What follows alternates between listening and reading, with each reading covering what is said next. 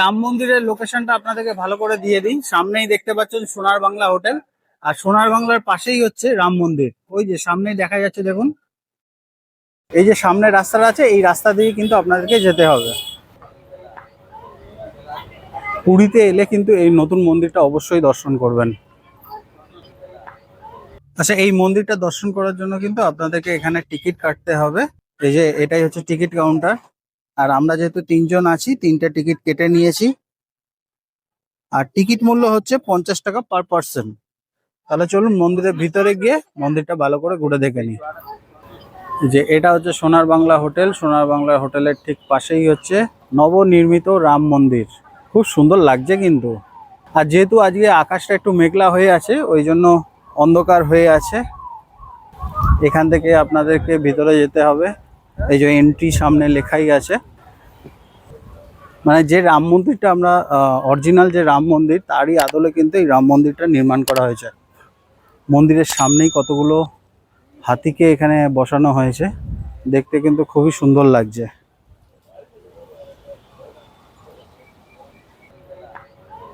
এখানে আছে হনুমানজি, প্রবেশদ্বারে হনুমানজি আছেন। এদিকে আছে গরুড় দেব, আর ওদিকেও আছে হনুমানজি।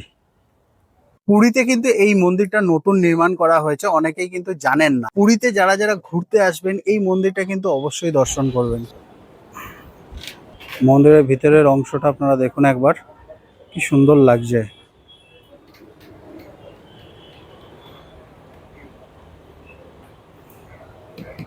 এগুলো কিন্তু ফাইবার দিয়ে করা হয়েছে।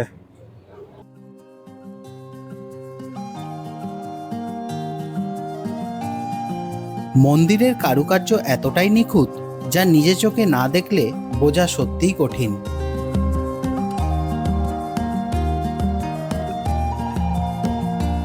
অযোধ্যার রাম মন্দিরে ভগবান শ্রীরামের যে বিগ্রহটি আমরা দেখে থাকি, তারই আদলে নির্মাণ করা হয়েছে এই বিগ্রহ।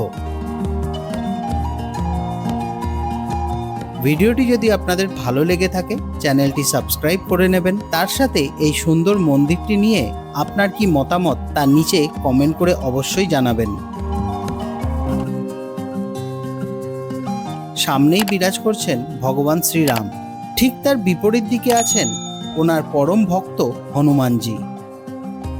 বিগ্রহগুলির রূপ এতটাই সুন্দর, মনে হয় যেন সাক্ষাৎ ঈশ্বর আপনার সামনে দাঁড়িয়ে আশীর্বাদ করছেন। বিশেষ করে সন্ধ্যার সময় এই মন্দিরের সৌন্দর্য দ্বিগুণ হয়ে যায়। সন্ধ্যা আরতির সময় রঙিন আলোতে মন্দিরের পরিবেশ যেন স্বর্গীয় রূপ ধারণ করে। ভিডিওটি যদি আপনাদের ভালো লেগে থাকে, চ্যানেলটি সাবস্ক্রাইব করে নেবেন, পাশে থাকা বেল আইকনটি প্রেস করে দেবেন, আর লাইক কমেন্ট শেয়ার করতে কিন্তু ভুলবেন না। মন্দিরের পুরোহিত মশাইয়ের কাছ থেকে এই মন্দিরের কিছু তথ্য জেনে নেওয়া যাক। हरे कृष्णा, जय जगन्नाथ, जय श्री राम। ये अयोध्या राम मंदिर बनाया श्रेष्ठ मीडिया विश्वनाथ ग्रुप्स वाला ने बनाया था। फिर वो लोग ने इस्कॉन पूरी अध्यक्ष ब्रजप्रेम प्रभु उसको मिला था, मतलब धर्म प्रचार के लिए। फिर इधर सुबह से शाम तक, सुबह अच्छे से भगवान राम जी को अभिषेक होते, उसके बाद महामंगल आरती महाभोग होते, दोपहर को राजभोग होते, शाम को संध्या भोग भी होते, संध्या आरती भी होते।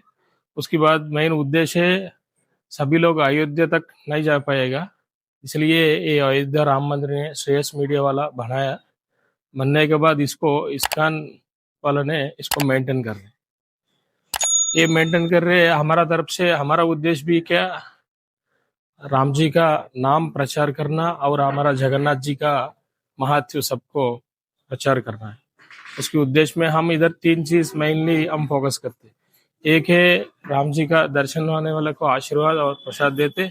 दूसरा, इस्कॉन फाउंडर आचार्य प्रभुपाद स्वामी जी का पुस्तक वितरण चलते, भगवद गीता, भागवत, रामायणम, श्री चैतन्य चरितामृत, श्री जगन्नाथ लीलामृतम, ऐसे पुस्तक सब हम वितरण करते। और तीसरा, आप लोग पब्लिक, सभी पब्लिक को हम प्रसाद डिस्ट्रीब्यूशन भी होते। ऐसे ये अयोध्या रिप्लिका मंदिर बोलते हैं इसको, अयोध्या रिप्लिका। सो रिप्लिका मंदिर वो लोग कुंभ मेला में भी बनाया था, दिल्ली में भी बनाया था, ऐसे पूरी क्षेत्र में भी अभी इधर आ गया था राम जी। इसके बाद ये अक्टूबर तक रहेंगे। उसके बाद दूसरे जगह में भी ये लोग मतलब राम जी का प्रचार करने के लिए ये सब एक किया। इसके उद्देश्य है राम जी का अयोध्या का मंदिर 40 साल का बाद हमारा राम जी का मंदिर बना है, इसलिए राम जी सब लोग को मतलब अच्छे से प्रचार होने के लिए ये राम जी का मंदिर वो लोग ने बनाया और इसको इस्कॉन पुरी ने मेंटेन कर रहे हैं। हरे कृष्णा, जय जगन्नाथ, जय श्री राम। ভিডিওটি যদি আপনাদের ভালো লেগে থাকে চ্যানেলটি সাবস্ক্রাইব করে নেবেন, পাশে থাকা বেল আইকনটি প্রেস করে দেবেন আর লাইক কমেন্ট শেয়ার করতে কিন্তু ভুলবেন না। মন্দির থেকে যখন আপনারা বাইরে বেরিয়ে আসবেন তখন কিন্তু এখানে একটা স্টল আছে, স্টলের মধ্যে কিন্তু এখানে যেরকম মানে গীতা নানান রকম ধরনের বই কিন্তু এখানে স্টল দেওয়া হয়েছে, এখান থেকেও আপনারা কিনতে পারবেন। পুরীতে অযোধ্যার রাম মন্দির আপনাদের কেমন লাগলো অবশ্যই কমেন্ট করে জানাবেন। আর যারা পুরী ঘুরতে আসবেন তারা কিন্তু অবশ্যই এই রাম মন্দিরটা এসে দর্শন করবেন। অক্টোবর মাস অবধি আছে, যারা অক্টোবরের মধ্যে পুরী ঘুরতে আসছেন এই মন্দিরটা কিন্তু অবশ্যই দর্শন করবেন, আপনাদের খুবই ভালো লাগবে। ভিডিওটি তাহলে আজ এখানেই শেষ করছি, দেখা হবে আরেকটি নতুন ভিডিওতে। আর ভিডিওটি যদি আপনাদের ভালো লেগে থাকে চ্যানেলটি সাবস্ক্রাইব করে নেবেন, পাশে রাখা বেল আইকনটিকে প্রেস করে দেবেন আর লাইক কমেন্ট শেয়ার করতে কিন্তু ভুলবেন না। সবাই ভালো থাকবেন, সুস্থ থাকবেন, সবাইকে ভালো রাখবেন। নমস্কার।